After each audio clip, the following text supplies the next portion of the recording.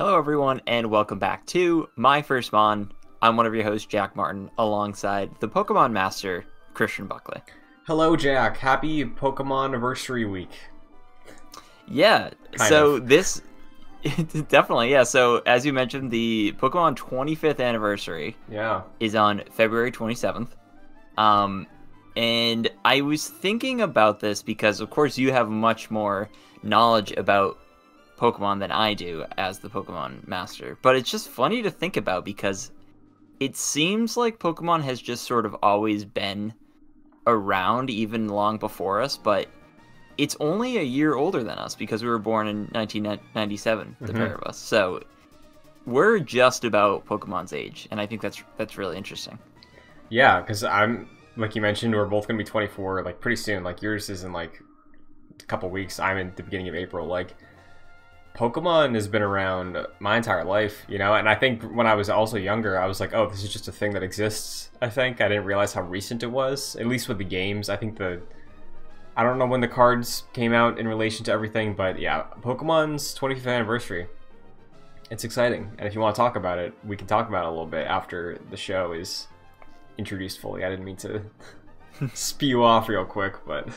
Well, it's just a very exciting thing, and we will get into that. But, of course, this is My First Mon. It's our Pokemon retrospective series, with this season covering Pokemon Emerald week by week, gym by gym. You can support us over on patreon.com/joyclicks. At the $1 level, you can name the Pokemon in my party, just like Chad Gable from Derivative Z. Thank you very much. And at the $5 level, you can get producer credit and have your name read out in each episode, just like our Patreon producers Chris Sakas and Aaron Easton. Thank you very much, the pair of you. And finally, you can get involved with the show by giving us any advice or corrections in the YouTube comments for each episode, and we will feature you in our trainer tips segment. So, Christian, let's briefly run through our trainer tips, and then we could do have a little conversation about the 25th anniversary. How's that sound? Sounds good. Definitely not Pedro coming in saying Pikachu can also have the ability Static, just like Electrike can. I don't remember when abilities were introduced. This could have been Red or Blue, so we might have experienced this already with your Pikachu. Or Raichu in the past. Togepi and the evolution line are normal and normal flying types until Generation 6. Generation 6 forward, the normal type in this line is switched to Fairy, because Fairy was introduced in Gen 6. And similar to later gens adding different typing, sometimes it was retroactive. Of like, okay, this one that, like, you know how in the wild, it's like, hey, maybe chickens really were dinosaurs. It's like... just slapping new labels on things once science catches up. Definitely not Pedro. Also said their Emerald team would be for Steel and Rock, Aaron's final evolution. They did not want to spoil the name. Appreciate that. For Grass, Trico, and Grovile's final evolution. Again, thank you.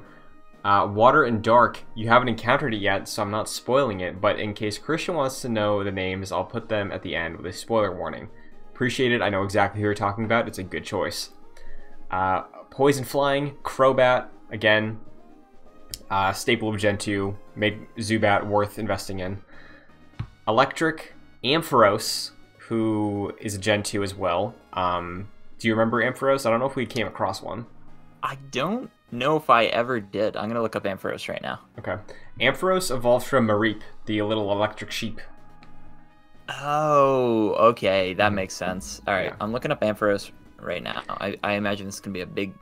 whoa. That's not what I expected. Yeah, because this is like a big yellow sort of dinosaur-looking thing with a white spot in the middle. It's got a red spot. It looks like a weird mix-up of like Pikachu and like a dinosaur in a way. Yeah, it's funny. That's the third form. I think Ampharos takes a bit of an investment too, because we definitely saw Mareep and we definitely saw Flaffy. Flaffy's the pink sheep that stands up, and then it turns into that thing. I would not have expected this to be the final evolution. So. I really like Ampharos, and I was kind of bummed we never ran into Ampharos during Crystal, but Ampharos is a really cool Pokemon. Yeah, that's a cool design. And of course, for Fire, Torkoal. So... Excellent. I feel validated with my Torkoal selection. because of that. So yeah, thanks. Definitely not Pedro. That looks like a good team. I'm sure you'd wipe the floor with me if we ever found each other in the Hoenn region. Yeah.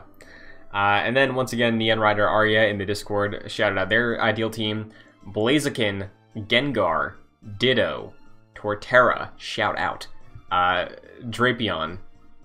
So one more, maybe Kabutops, the fossil Pokemon from Gen 1, or Luxray, a Pokemon from Gen 4 for Electric, who would have been my electric choice as well if we were doing all gens. Interesting. So, yes. The one that sticks out to me in that party is Ditto. Yeah. Because I always run across Ditto, I'm like, you're interesting, but it's like Ditto. Does Ditto use Mirror or a move like that? Essentially, that just mirrors what the other Pokemon does that they're fighting. It might be called Transform. I never really used Ditto ever. I've caught a Ditto before, just to like have one, but yeah, I'm not 100% on that. And yeah, I think it's a mix of like Gen 3, 1, and 4, I think, mostly there, which is mostly, I think, with maybe one or two exceptions, what my team would also be pulling from, I think. So nice. Well, very cool. Speaking of Gen 4, thank you to the trainers. Thank you for the trainer tips. Always improving the show.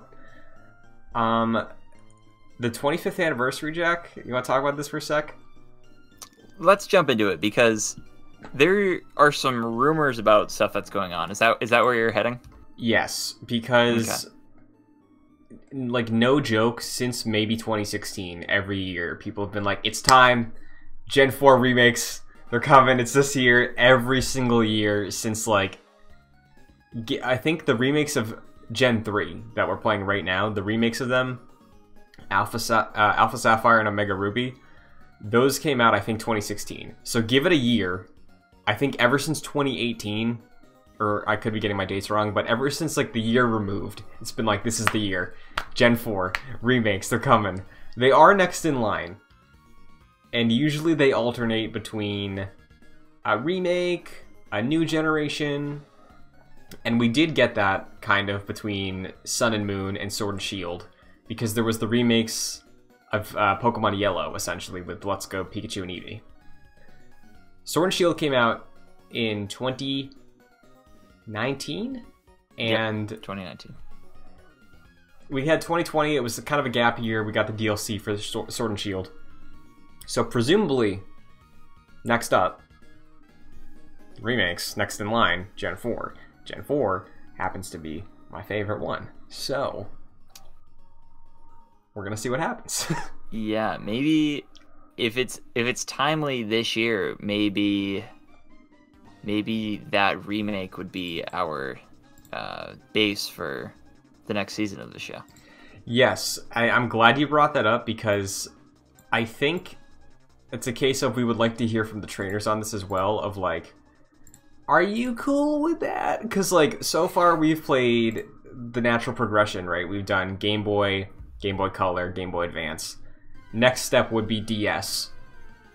But I think there's also something to like, hey, what would it be like to see what a modern Pokemon game looks like? And I think it depends on like how respectful these remakes are to the original vision of Gen 4.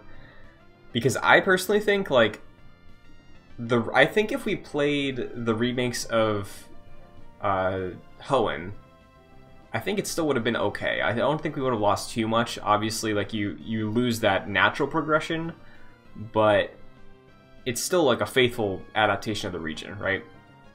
Yeah. Where I think if we played, let's say, Let's Go Pikachu and Eevee instead of Red and Blue, that would have been very different, you know? Yeah, I agree. From what I've seen and from what you've discussed and some of the trainers have discussed about the sort of remakes, is that they're pretty faithful, and they're more than just reskins. Like, they add some like quality of life improvements, but for the most part, it seems like they are pretty much one for one those original games, plus some new techniques and different stuff. that's like added to them just to make them play a little bit better. Yeah, what it seems like. And they also add mechanics of whatever generation the remake is within, because right now we're in Gen 8, so I guarantee you these Diamond and Pearl remakes will have Dynamaxing, like the giant hologram Pokemon that fight each other like Godzilla. That will be implemented in this game, and that was not in the original. Where I think the remakes of Ruby and Sapphire came out during Gen 6. Gen 6 added Mega Evolution, which was sort of like a temporary fourth or additional state of evolution that you can only do within a battle.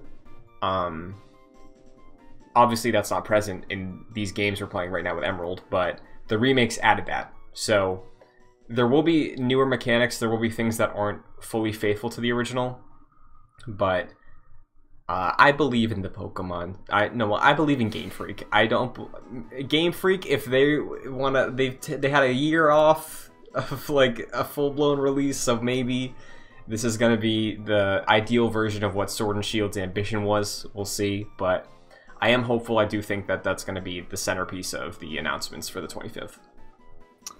As a very casual Nintendo fan, I've been having a difficult time separating Pokemon from Nintendo, and you've definitely been hammering the idea that Pokemon, while it is like one of the big Nintendo properties, it's like very separate from Nintendo. So I think it's good to have hopes. It's more realistic to have hopes set for Pokemon than it is for Nintendo properties, as we saw with the most recent Nintendo Direct, which was mostly disappointing from all the accounts that I've heard.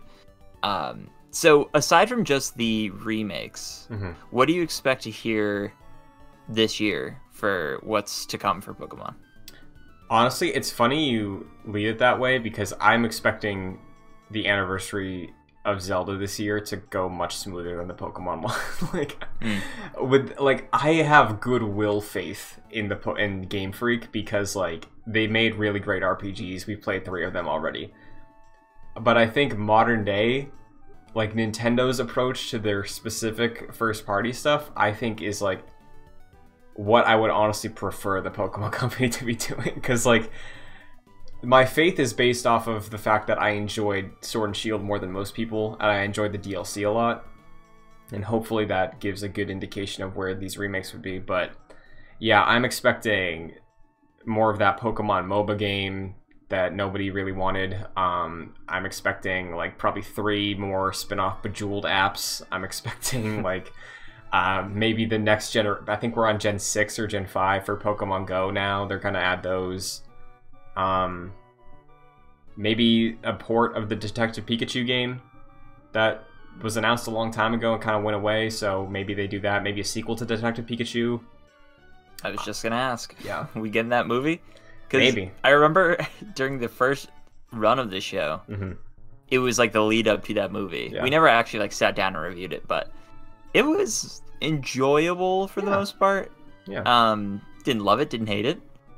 I think it fills a similar role of that like Sonic the Hedgehog fills that movie. So yeah, I would like more live action / animated synthesis content in the Pokemon world. Because that was a good first step, and I think they can improve on it further. So that would be my hope. And it's been 2 years, so I mean I think that's not unreasonable to expect to hear a sequel to that, because I think that did fairly well, unless I'm incorrect. I'm pretty sure it did. But yeah, I think there's also a very real possibility where Gen 4 remakes don't happen. And maybe they do suddenly pull out like Pokemon Gun for Sword and Shield's 3rd version or something. Like, I don't know. Like Pokemon AR-15. That was the joke when Sword and Shield was announced. It's like, what's the 3rd one going to be? Gun? Like, I don't know. Bow, right? Sure, that makes sense. Axe. Yeah. But yeah, I think in a perfect world, there's a really cool remake of Gen 4 that would work well for us implementing into the show. Yeah.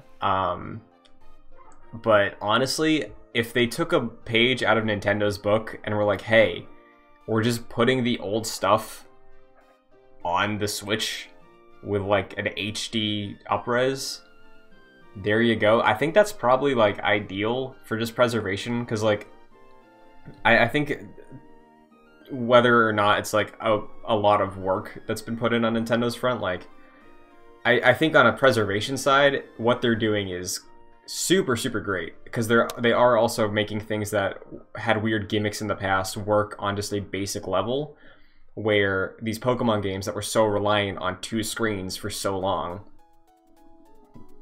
they have really good pixel art too. Just make it on the Switch and implement a new menu instead of a touchscreen. So I would love that. I do think, like, yes, it's an old game, not getting a full remake, but like that old game is still really good. So like if they can get Platinum or something on there, or even bring out like the games we've already played so far through the Game Boy app, or something, like a Game Boy app, that'd be super cool too. But yeah, from my perspective, it seems a little challenging to find copies of old Pokemon games to play in like a modern way. Like the Switch doesn't have the same sort of virtual console that the Wii or the Wii U did, right. as far as I know. Like I know they have like the NES and SNES like online collection that you can play, right. But beyond that, it's hard to play older games from the systems we grew up playing. So I think I agree with you. I'd honestly probably, like, if it was one or the other, like Gen 4 remake or just like the old, just ported over, I'd probably prefer just the ports of the really old gens of Pokemon, because yeah, like what you're saying, old games tend to be harder to play, so if you could just bring them over in their original states, just make them easier to find and play, that'd be great. Yeah, because let me tell you right now, the secondhand market for specifically Nintendo games, terrible. Like, if you wanted to try and track down a DS copy of Pearl, Diamond, or Platinum right now, gotta be running like upwards of $60. Nah, so that ain't it. Yeah, so we'll see what happens. I got high hopes. We'll see if I'm disappointed, but... Now, how often do the mainline Pokemon games release? Because it was Sword and Shield in 2019. Was it X and Y, or was it Sun and Moon before that? Sun and Moon was 2016. Okay. Sword and Shield is 2019. I want to say X and Y might have been 2011. It was in high school, definitely. Yeah. But obviously you do have these remakes that sort of take the place of mainline ones, because they're, right, you know, following up the new generation. Because I think, when did Omega Ruby? I gotta look that up, because I've set a date that I don't believe it anymore. So basically, like, would you expect to see a brand new entry? I guess they still haven't, like what you said, they haven't released like the 3rd version for Sword and Shield, so I guess that's still waiting. So it seems a little unlikely that we would get a full-fledged sequel gen. Yeah, like Gen 9 I don't think is anytime soon. I'd be more surprised, honestly, if there was a new set of 2 games, or if there was a 3rd version, honestly, because since X and Y, they haven't done 3rd versions. Oh, really? I didn't know that. Yeah, X and Y. There was no Z. They did the Ruby and Sapphire remakes. I keep forgetting those. They did Sun and Moon. There's no Star, but there was an like Ultra Sun, Ultra Moon, which had like Game of the Year sort of additions to them, you know? Yeah. And then Sword and Shield came out, and again, no gun, no axe so far, but they did that expansion pass, which, personally, looking at that versus the history, the expansion content they added, I think, is probably what they would have added into a 3rd version anyway. They just don't make you replay the whole game again. Instead of buying a 3rd version, it's like a half-priced expansion that would have come with a $60 expansion 3rd version thing. So I don't think we get a 3rd version. I'd be more surprised if the next main game isn't a remake at this point.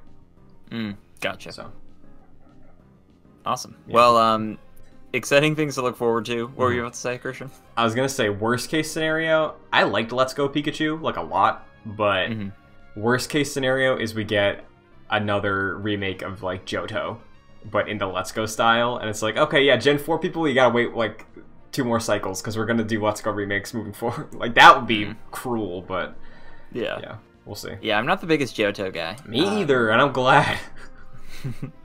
Yeah, I know a lot of people love Crystal, but like I don't get me wrong, I liked Crystal, but if it was a toss-up between Crystal and Emerald, I haven't even finished Emerald, and yeah, Emerald is the one, and I'm excited to move forward. So for sure. Yeah, some exciting things to expect. Thanks for leading the charge on that one, Christian. I was a little quiet during that conversation because out of my element in terms of modern Pokemon or any sort of what you can expect for Pokemon going forward. So good to hear. Sounds like we have some good things to look forward to. Hopefully, yes. Hopefully. But yeah, let's get into the regular rigmarole here. Christian, I'm gonna hit you with that current party. Please do. So of course we have Chad Gable. He's my Geodude at level 24. He does evolve into a Graveler. We have 3 evolutions on my team this playthrough. That is and wonderful. Chad Gable's one of them. Graveler. We have Torkoal, who Christian I officially name Yertle. Very good. This is the first Pokemon I name on my own accord. That is excellent. That is character development. Yeah, definitely. Of course, named after my turtle for, I don't know, 18 years of my life, however it was. Still alive. It's just back with its original owner, who gave me the turtle when I was in kindergarten, and I gave it back to her when I went off to college. So, wild. Then we have Electrike at level 25. We have Grovyle, level 26. Pelipper, level 27. I should say Electrike turns into Manectric. That's the second evolution. Nice. And I also name my Makahita Panda King, officially. Shout out. Now, Makahita, as far as I know, is not a panda.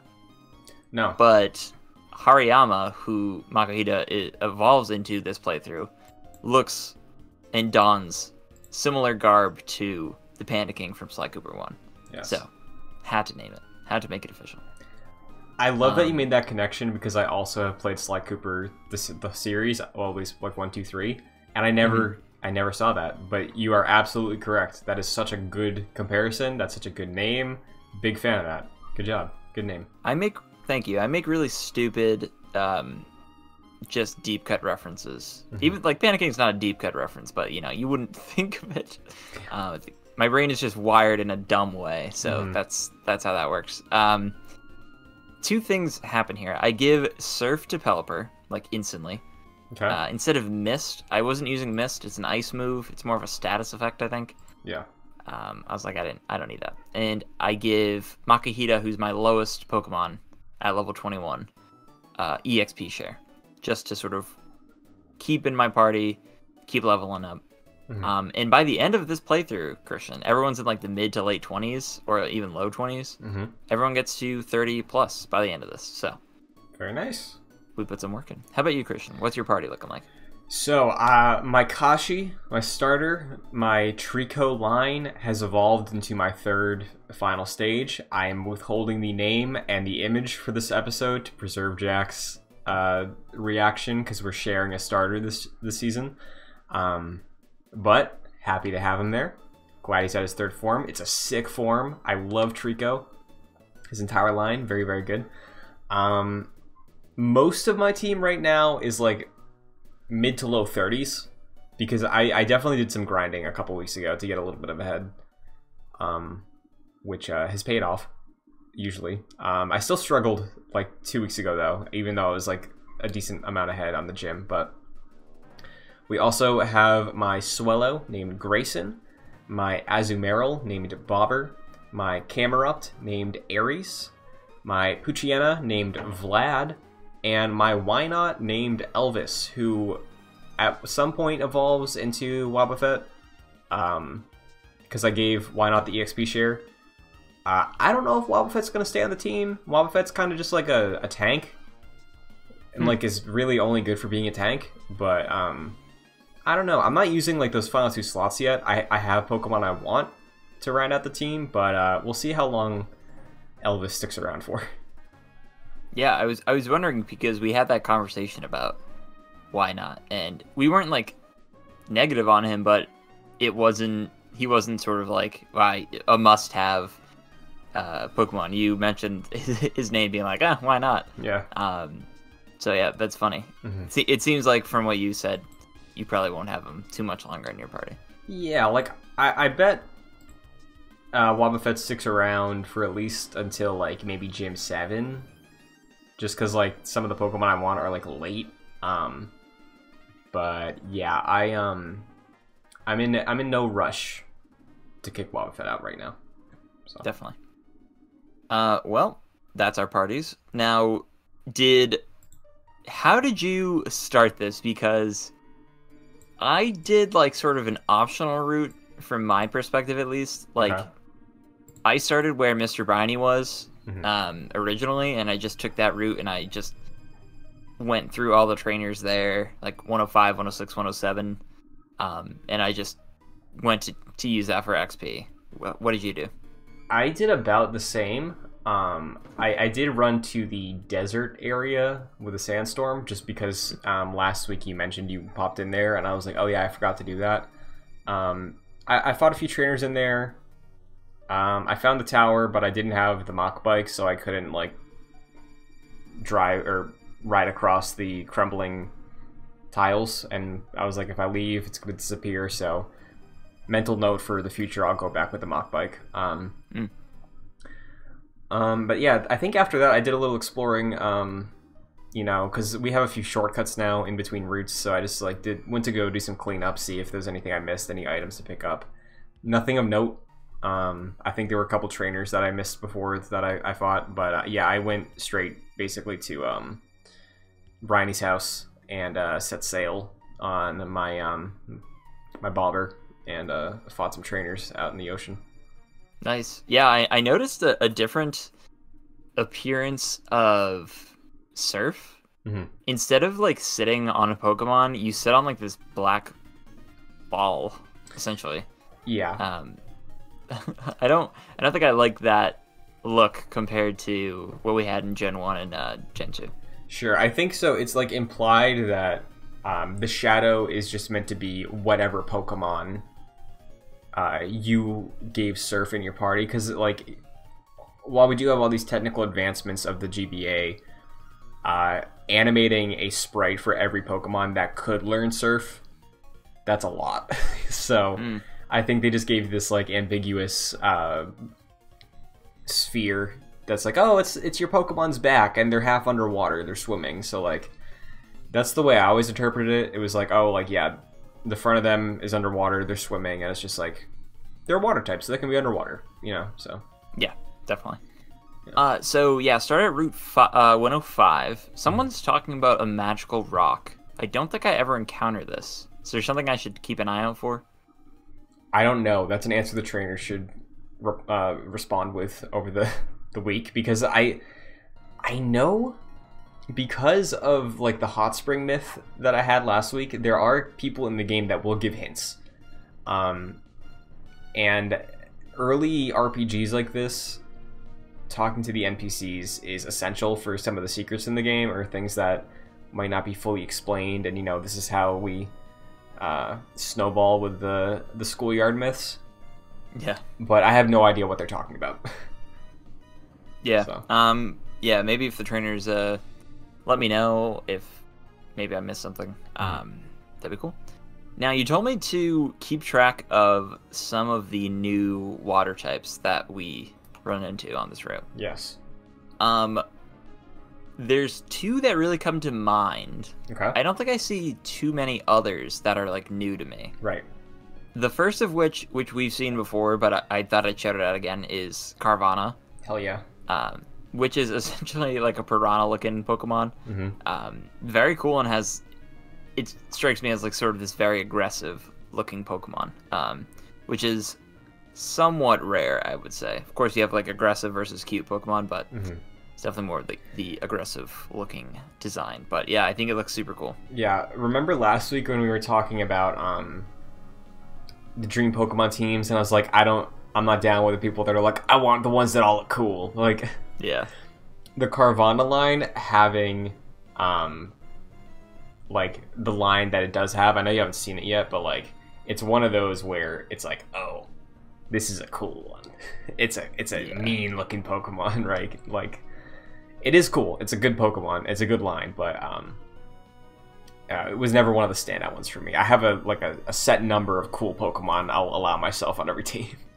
Yeah, yeah, Carvana is definitely like the sort of the angsty choice. I think we had a conversation about Pokemon before that looked like that. That would have been like my high school choice probably. But look, progress to Route 106 again. Just a whole bunch of trainers. Get to do for it again. Don't really do anything. I don't mess with their speech patterns or anything.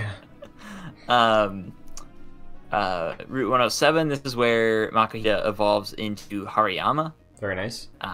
And its HP stat is through the roof. Like, oh, yeah. all of my Pokemon are like 50 to 70 to 80 maybe at this point at the highest, and Hariyama's like well into the 100s. Maybe not well into the 100s, but like 100 something or another. Yeah. And I'm like, whoa, you are fulfilling the tank role. So thank you, sir. I'm glad Makuhita hit well for you, because that Pokemon, Hariyama, Panda King is going to do some work for you throughout the rest of this game. So. Yeah, Panda King, I'm very excited for. Of course, Panda King in Sly Cooper 3, as we all remember, becomes a good guy and joins the team. And he is a pyrotechnic expert. Now, I don't think that will translate to my Hariyama here, but worth noting. Worth noting, at least. I think there's some fighting move that's a punch that, like, literally explodes. So maybe you can come full circle with that name. We'll see. Flaming Chop. That was one of his moves from Sly Cooper 1. Nice. So maybe. We get to the abandoned ship here, Christian. Yes. Which I saw on Mr. Briny's ship along the way, and I was like, I'm sure we'll get to that. And we get to that here. Very quickly, I learned that I can't really progress past a certain point. Right. I noticed a pool of water in one of the rooms, and a trainer outside was like, oh, if only you had a Pokemon that could go underwater. Yes. And I think the move Dive is what I need, and I don't think I have that at this point. Yes, Dive is another HM that you'll learn eventually. Oh, okay. To give you advanced notice, I don't fully remember how effective Dive is, but in battle it operates sort of the same way that Dig operates, but for water Pokemon. Oh.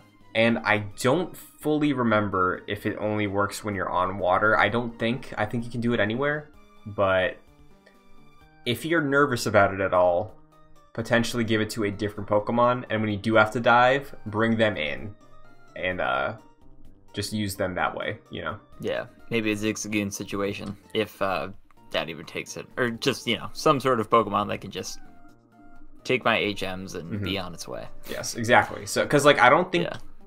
There will be points where you have to dive a decent amount, especially, on the path towards, endgame. I think there's a cave or two where you're going to be having to dive, and it's high-level Pokemon, so, there's a trade-off that you might have to do of, okay, I'm only going to have 5 strong ones, and then this one that can dive, or use Waterfall, or stuff like that, but, it's worth considering. Maybe not give every water move that's an HM to a Pelipper, if you like having the wing moves and stuff like that, flying type moves. It's not always a perfect idea. Right. So.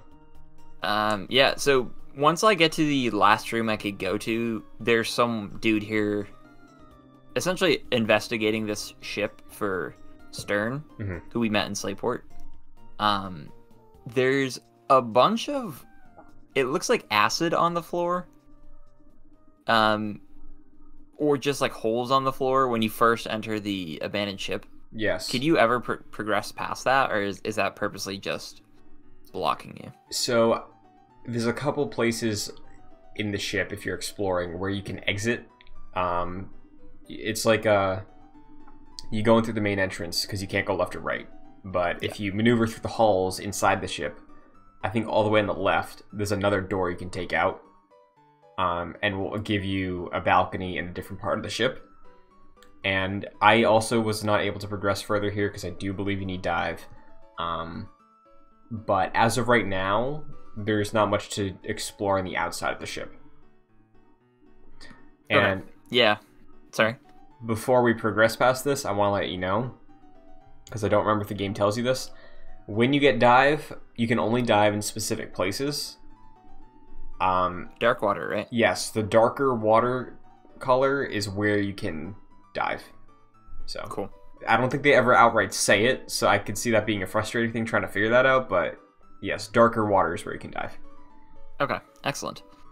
Some other notable things here. I found the dive ball, which I believe is for water Pokemon or Pokemon that you find after you dive, something along the lines of that.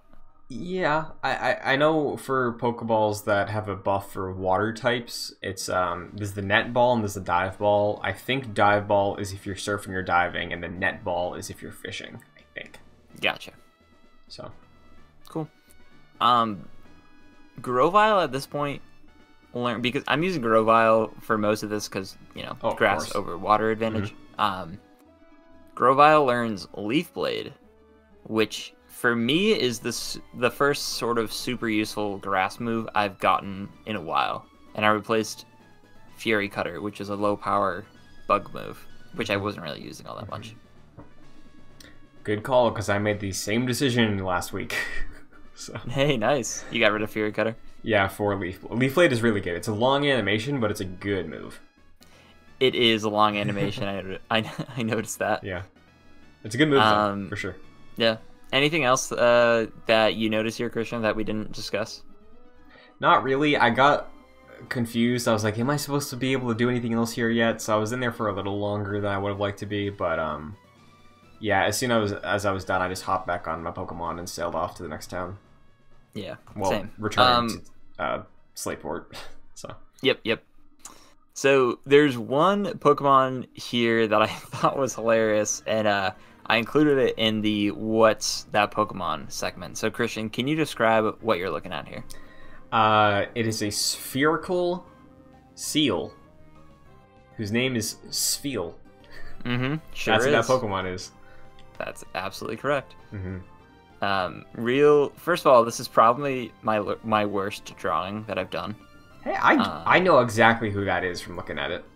Yeah, I wouldn't say I was in a rush, but I just did not really care to be accurate with this one, I would say. But yeah, it gets the job done. Yeah. Well, any thoughts on Spheal? It's hilarious. Yeah. Is this a evolution of Seal? No. So in Gen 1 there is Seal and Dugong, if you remember. Spheal evolves into... Oh, come on, who is it? I have to look it up. I'm sorry. Spheal evolution. A dolphin type Pokemon, maybe?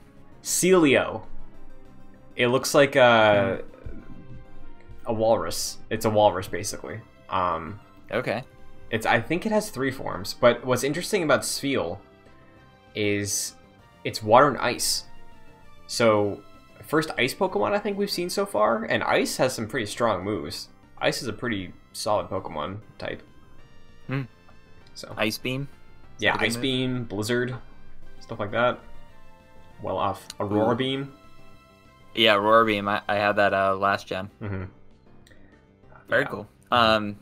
Yeah, Spheal is hilarious. Fat Pokemon, always funny. Yes. Always good. Okay, yeah, so we move out of the abandoned ship at this point. I found a rare candy and I gave it to Chad Gable, who I think was my lowest leveled Pokemon at this point. And it just so happened that when I did that, he leveled up and he evolved into Graveler with that move, which I thought was funny. Imagine that. Imagine, like, just... Is it like steroids at that point? Is it just like you're giving yourself this huge boost and it's like your evolution that you've been building towards for so long, so much hard work, you eat something, then you're there. Yeah. It's like the trolley car situation where you pull the lever. It's like, are you really at fault there? Or... I'm putting two and two together. I'm trying to make something work. Yeah. But yeah, it is. It does seem a little different because you're actually encouraging the growth with some sort of supplement here. Mm-hmm. Now, worth reiterating, I do believe that this is your third Graveler in 3 seasons of the show. We'll let the historians decide that one. I don't think I used Geodude that much in Gen 1. I think you at least got it to Graveler. I think. I'm not 100% sure, but I'm almost positive you had a Graveler. Because I remember telling you early that like Golem was the third form, and you couldn't have Golem unless you traded. Okay, I'll have to look back. Yeah. Because Dugtrio, of course, was my dude in that Yes. generation for ground type. Mm-hmm. But yeah, I gotta be honest, like, you're going ground rock. For me, at least, the ones I've encountered, like, Geodude just seems to have it, and you find them pretty early on in Pokemon, so. Yeah. It's not a bad choice. It's really not. Yeah, what do people usually choose if they want a ground rock type? I think this is a Gen 2 Pokemon, so I don't feel bad saying this. Let me double check. But yeah, I think ground type is interesting. Because, at least for me, I don't have a huge experience with them. But, oh, I was wrong. This is, I was going to say Tyranitar, but that is Dark and Rock. People love that Pokemon. For ground, though, like, yeah, maybe Dugtrio, I don't know.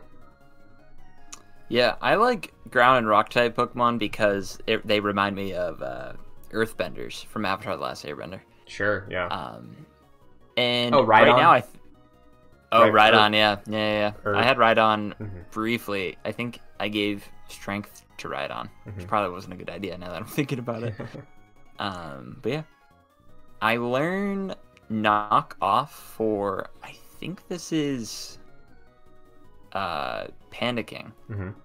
And it's a dark type move, and I got rid of, yeah, it is for Panicking. I got rid of Focus Energy because I don't really use that. Yeah, like, you already have such a good raw attack stat that you like really don't need to buff it much. Yeah. Honestly, Knock Off, I think that might be something you eventually replace too, maybe, because like Knock Off, I think I don't know how much damage it does. I think the gimmick is like if a Pokemon's holding a berry, it'll drop it, but yeah, it's immediately like when I use that, I was like, it like neither of those moves matter that much, so might as well experiment, you know. Exactly.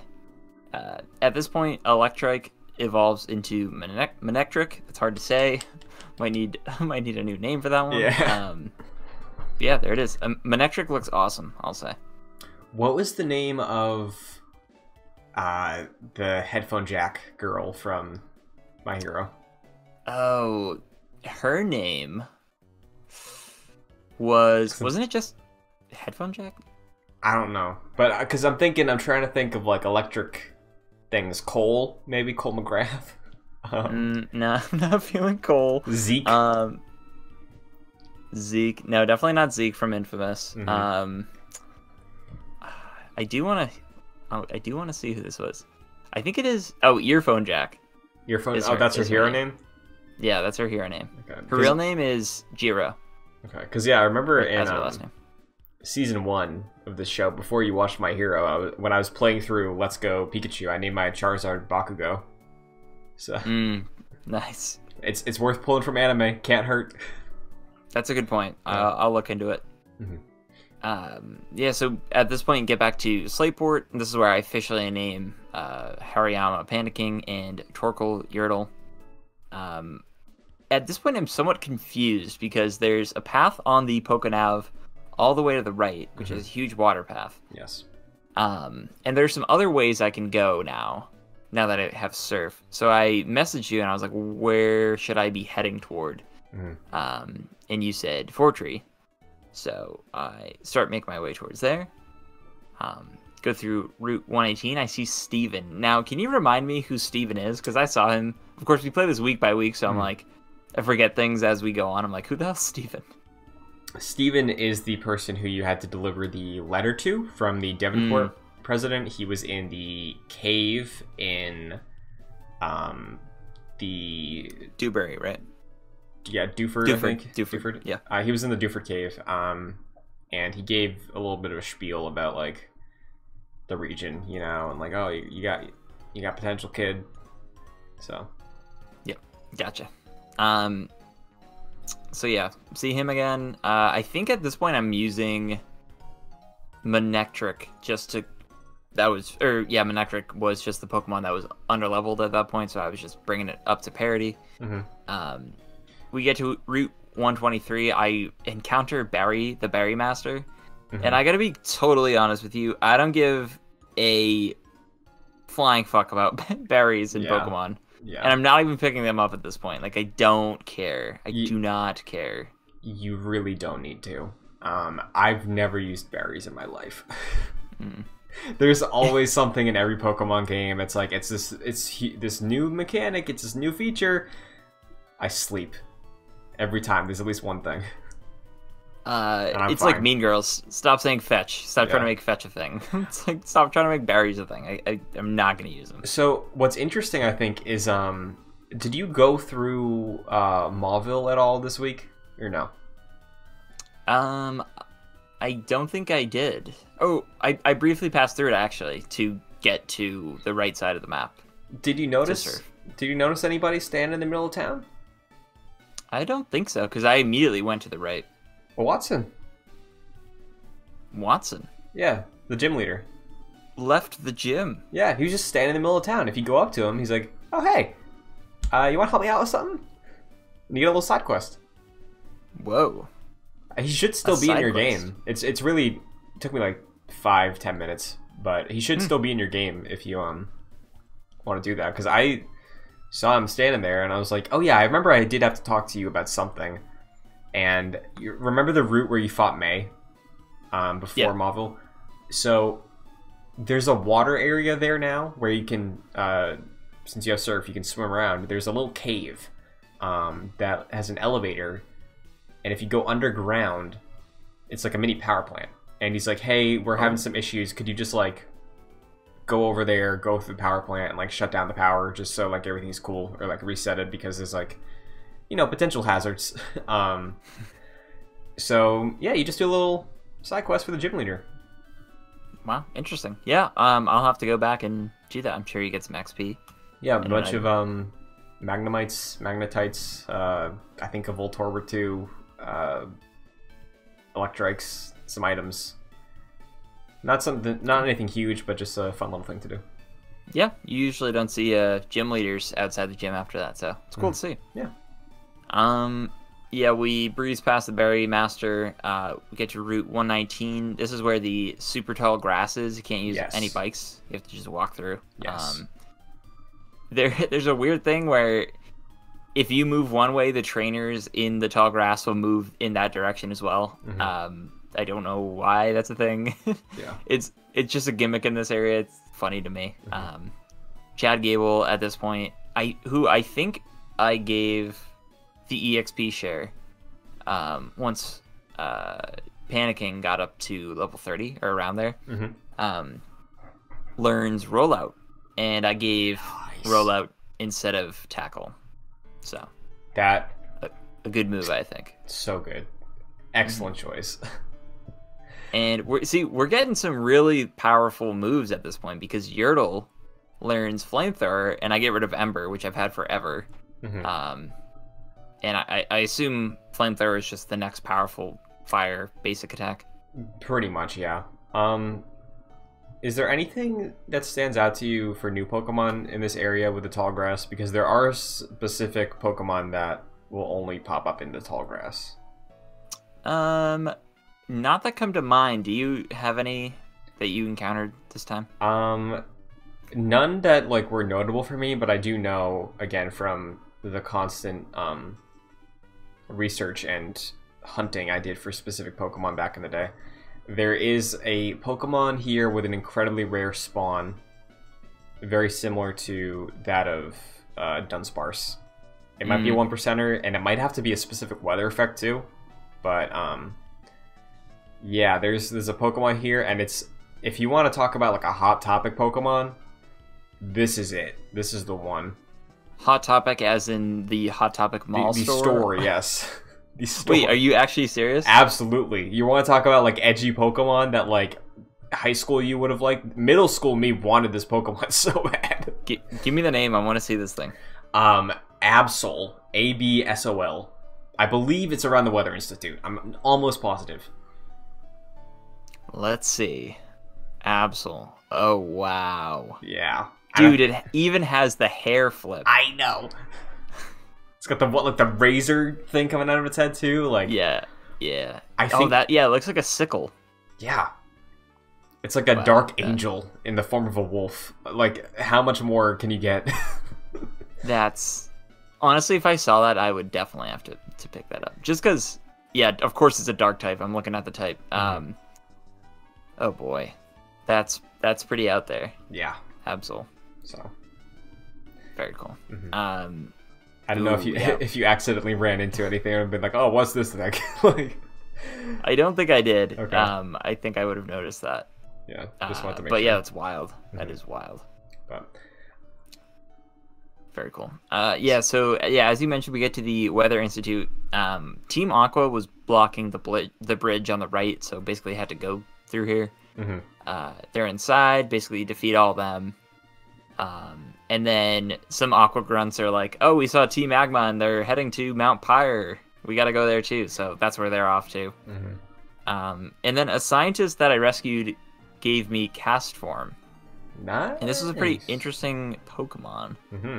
Which, according to like the description they gave, was a Pokemon that changed shape according to the weather. Yes.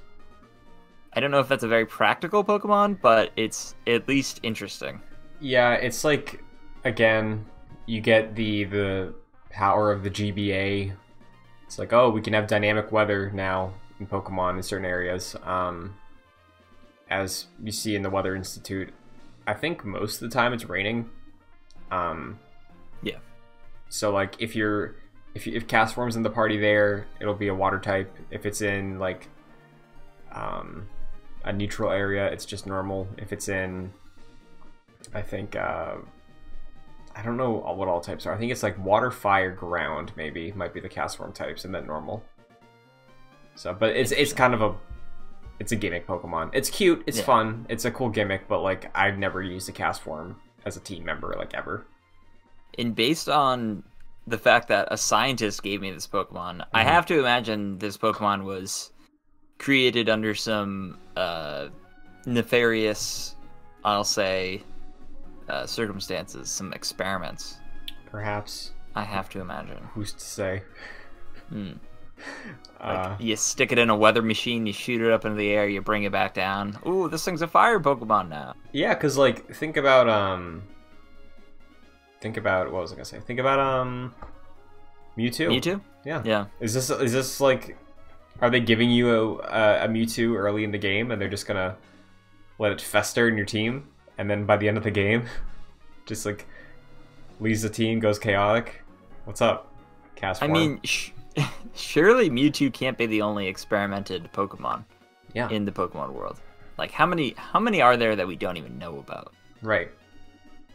This is the Pokemon Conspiracy Podcast. Yes.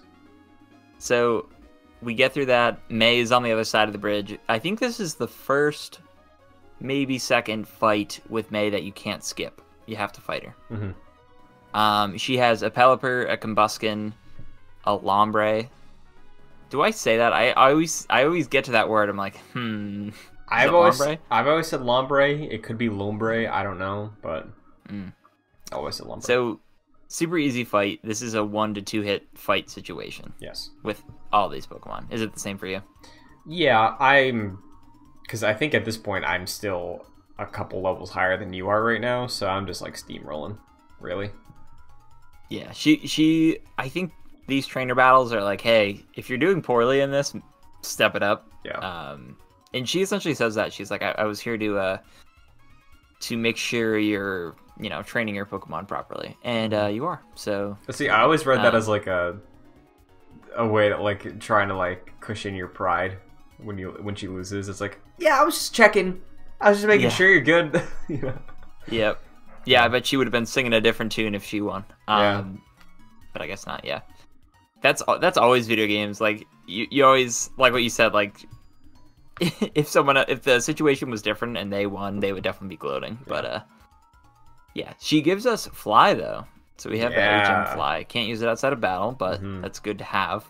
I'm glad that it's front and center, like Gen 1. And I'll reiterate this, because fly in battle, excellent. Because also, if you fly... Because flying, similar to dig, it keeps you in the sky. So most attacks can't hit your Pokemon in that in-between phase. Interesting. Yeah, and it's just a good move. Like, I have given fly to Charizard every time I play Gen 1, Jack. So please do not hesitate to give fly to a Pokemon you like. Just interesting. Now, why not to a flying type Pokemon? Just because, like, usually late game, when I want to be flying around, I don't want to have this dumb bird on my team. And it's like, oh, I have a dragon. I will give it to the dragon. You know? Oh, true. He's always going to be in the party, so I'll just give it to him. Now, I have a flying water type Pokemon. You do.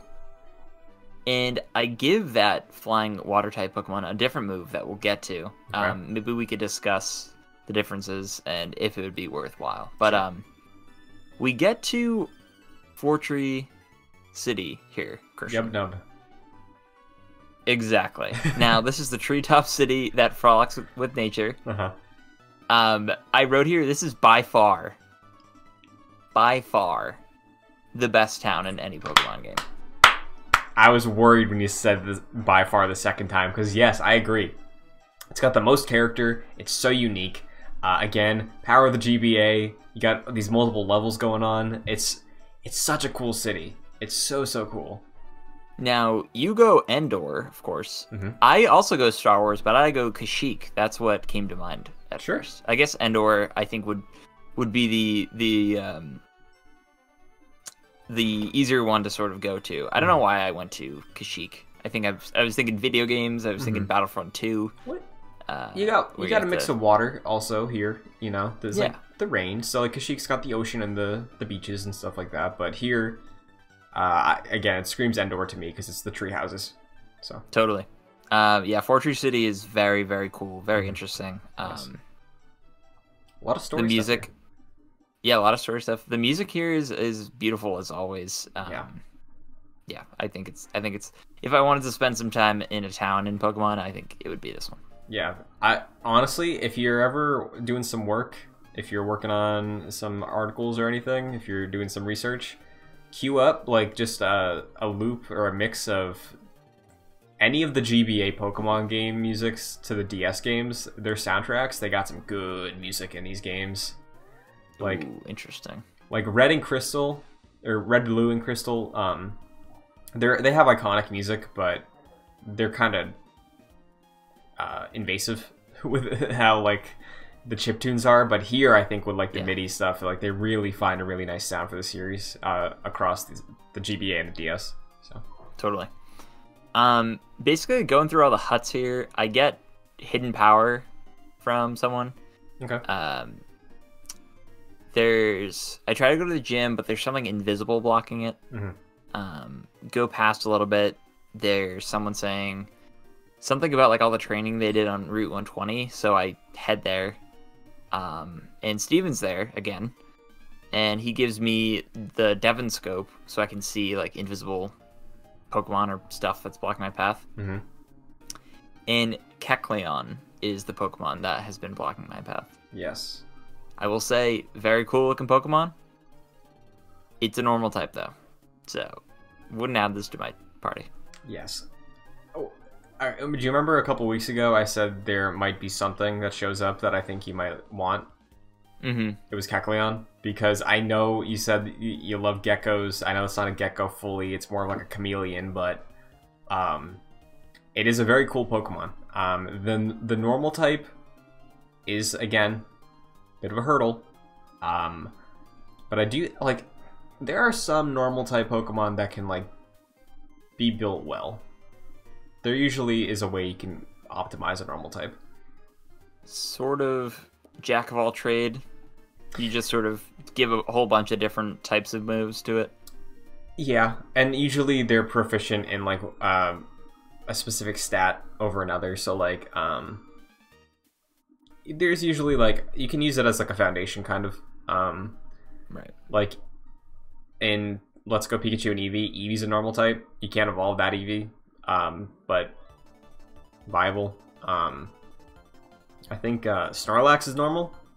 Snorlax is a tank.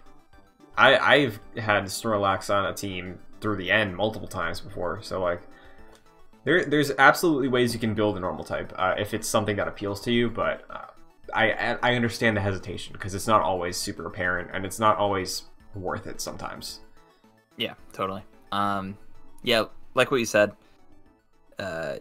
Cool looking Pokemon, but I have no real use for it. I already have my 6-member party. If anything changes that, I'd be super surprised. Really?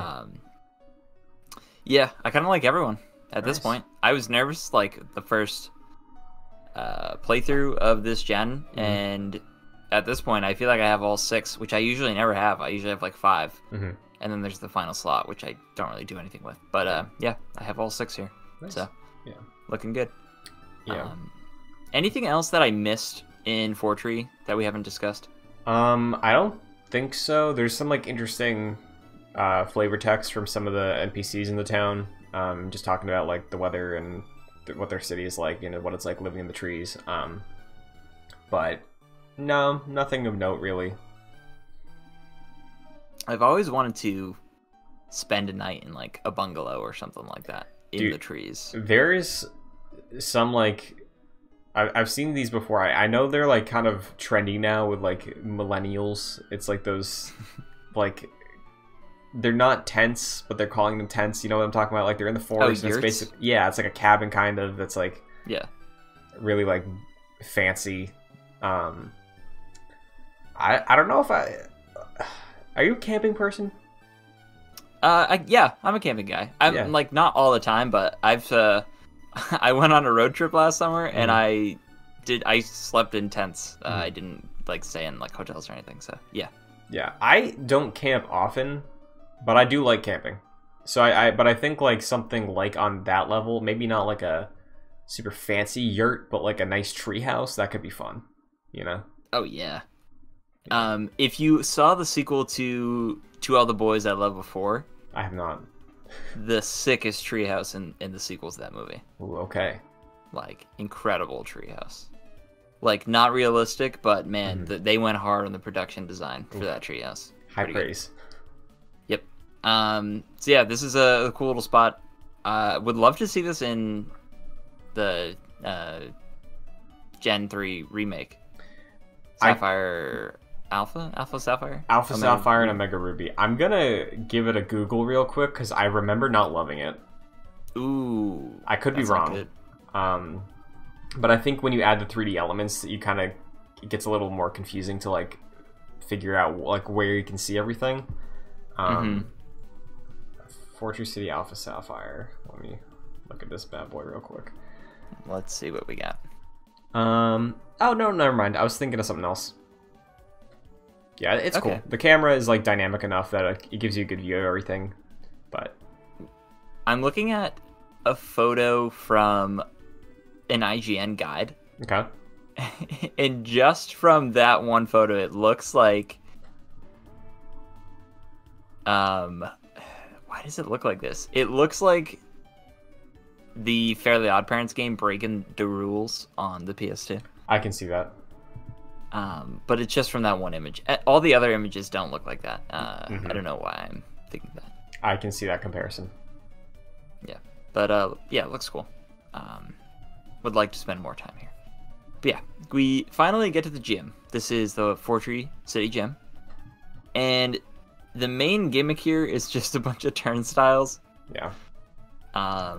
Nothing really challenging. The puzzle is just there's like a couple that you have to make sure you correctly position. You have to like be mindful of a few, but nothing too challenging. And everyone here is using bird Pokemon. And of course I have my Manectric at level 30, and I have my Chad Gable at level 30 for the advantage over bird. Very nice. So we're ready. Oh yeah. And we get to Winona, who is the bird user taking flight into the world. Mm-hmm. And she has, I think, 5 Pokemon. Yes. One of the trainers, I would say, with the most Pokemon that I've met so far. Mm-hmm. So she brings out a Swablu first. Yeah. Mm-hmm. And I have my Manectric. I use Spark. It's super useful. I think it almost gets a one-hit feint. But it doesn't. Swablu uses Mirror and then immediately uses a Hyper Potion, which I know I always say it, but like if you're using that for your first Pokemon, come on, save it, save it. Mm-hmm. It uses, excuse me, I use Quick Attack and then I use Spark and then I get the feint. So the Hyper Potion was in vain. Yeah, love that type advantage. Oh yeah. Winona brings out Altaria, which yes. I think is the funniest looking Pokemon. It's this blue bird looking Pokemon with a cloud surrounding it. It looks like it just got out of the shower and it's covering itself with a towel or some sort of nearby thing. Looks naked. It's funny. So, do you have a guess on what Altaria's type is? So definitely flying and then water, maybe? It is flying and dragon. Really? Yes. Altaria is Swablu only evolves twice. It only evolves once. It evolves into Altaria. And Altaria again is one of those Pokemon that like a lot of people, if there's a super powerful Pokemon they like sometimes and they want one to build their team around, sometimes you'll see Altaria on like a powerful team. Yeah. Altaria, I think, might evolve at like level like mid-30s, so it is like you're sticking with Swablu for a while, but yeah, it's a solid Pokemon. Yeah. So I come out using Spark. It uses Earthquake, as well as an Oran Berry to get some health back. I use a Soda at this point because I think my Manectric is a little hurt. It uses Earthquake again, which is effective. I use Spark, and then I'm like, all right, I need to switch some people out here. So Chad Gable comes out. It misses with Magnitude, and the Dragon Breath from Altaria feints Chad Gable. So maybe I didn't know that Altaria was Dragon, and I think Dragon maybe has some advantage over Rock or Ground. So that was a one-hit feint. So Yikes. I had to bring out Panicking. Panicking uses Strength. Alteria uses Dragon Dance, but I get the feint with Arm Thrust. Very nice. So far, I think that was the more challenging Pokemon from Winona. Yes. Then Skarmory comes out. This is a big silver-ish looking bird. I still have my Panicking out. It gives a Soda to Manectric. Skarmory uses Sand Attack and Aerial Ace, which proves to be super effective. My Strength attack misses, so I bring out Manectric. Aerial Ace for against Manectric is not very effective. One Spark attack does like 3/4 of its HP, and then the second one feints Skarmory. So that's that Pokemon. Not very difficult. Yeah. Then this is, I would say, the coolest looking Pokemon in the party. Even more so than Altaria. Okay. We have Tropius, which is just a dinosaur. This is just a dinosaur. Now, what if I told you that a lot of people hate this Pokemon? Why? I don't know. They're like, what is it? It's a long neck with a banana necklace. Like, yeah, that's cool. Like, it's a dinosaur. It's dorky, and that's why it's cool. Because it's a dinosaur Pokemon with leaf wings and bananas on its head. That's cool. I didn't even notice the bananas until you brought it up, and now I'm looking at it. It's even cooler. Yeah, it's right? like it's a banana tree Pokemon that's also a dinosaur. Come on. Exactly. It's super cool. I don't know why people hate on it. I feel like it's in the similar vein of like when people hate on Bayleaf, except not warranted this time. I don't get it. I don't understand.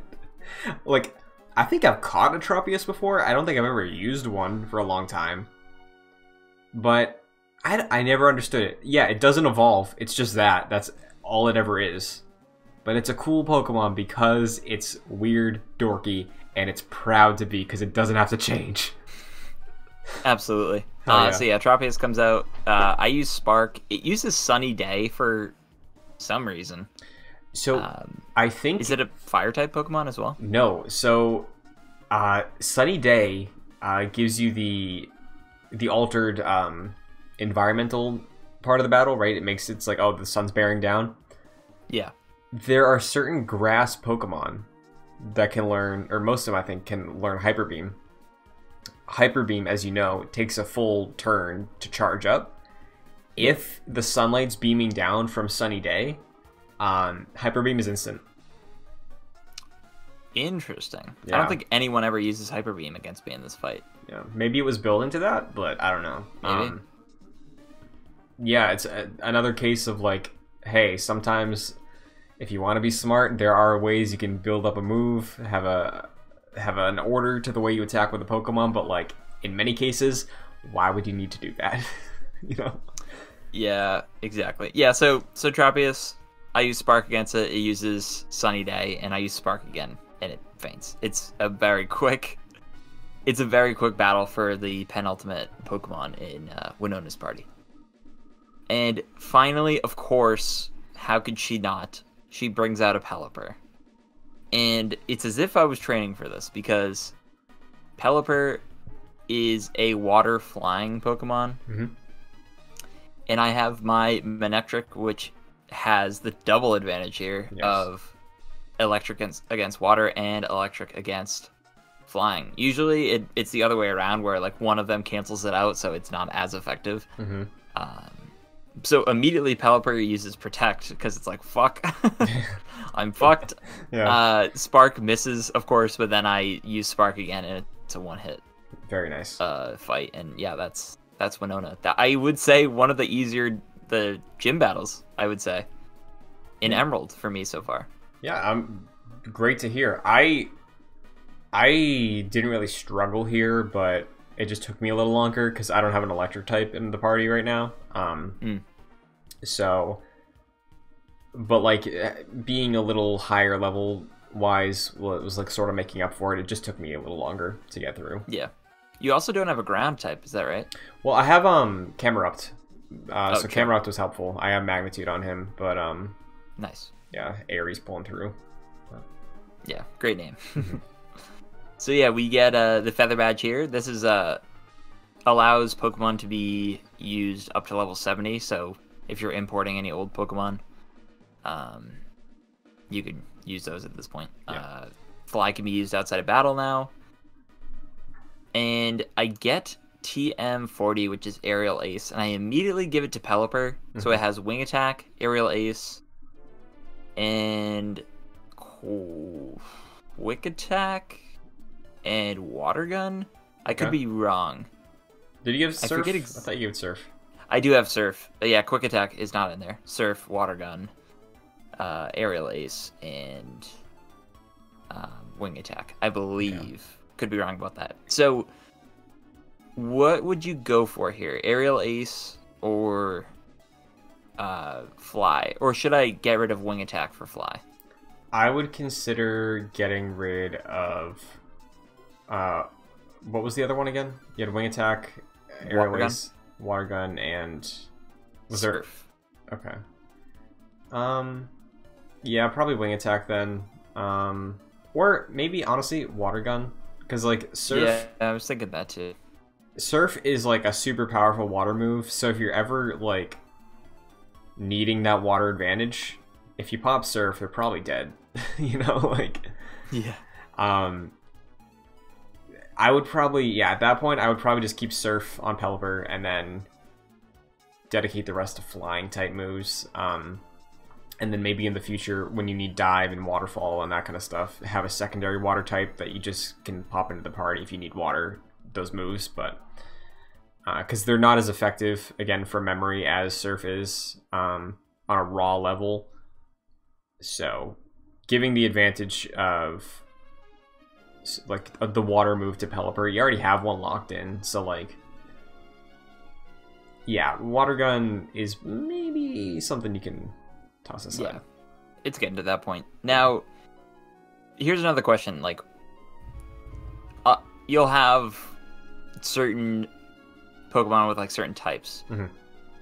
For the moves, what should you just like go all out? Like, if you have a water type, should you just do all water moves? Should you be diversifying? Like, I have my water flying, so obviously I have a water type move, a flying type move. Should I balance it out with other types of moves? Should I have 2 water, 2 flying? What do you suggest? I think it would be smart to, if you want to give a Pokemon of a specific type moves of that type, I would usually limit it to half of your pool, so 2. Okay. Because you will run into a situation, I'm sure, where like Manectric is the last in the party, and you're against a Pokemon that has immunity to electricity, you know? Yeah. You're gonna need like something, like a quick attack or a swift or anything that's like can do chip damage, even if it's just not a lot, right? Like, I think where you can introduce maybe having a third is if, again, for an electric thing, if like you have Thunder Shock,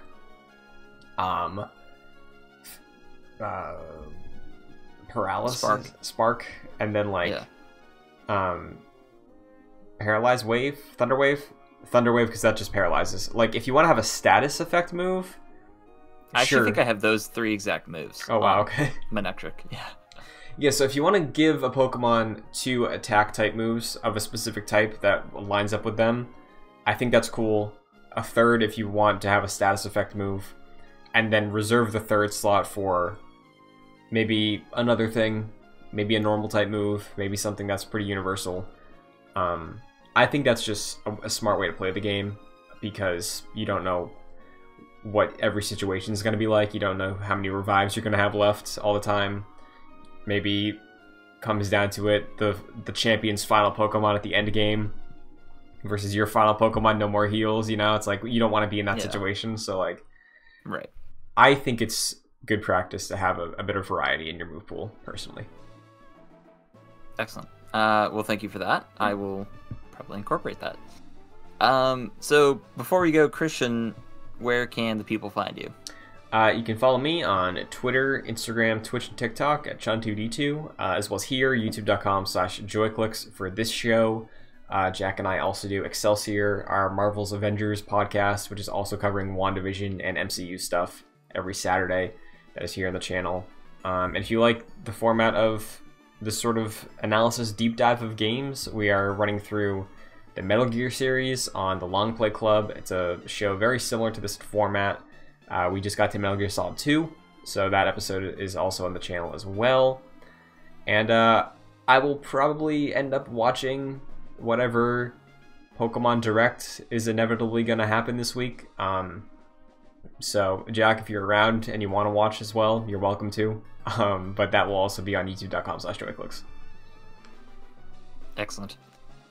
You can find me on social media at FascinatedJack. I will be listening along with all of you to the Long Play Club. I wasn't on last week's episode, so I've heard some good things and some expectations being pondered by newcomer to the series, Kevin Diaz. Mm-hmm. So that will be interesting to listen to. But I'll be on next week's episode, so looking forward to it. But until next time, we'll catch you later.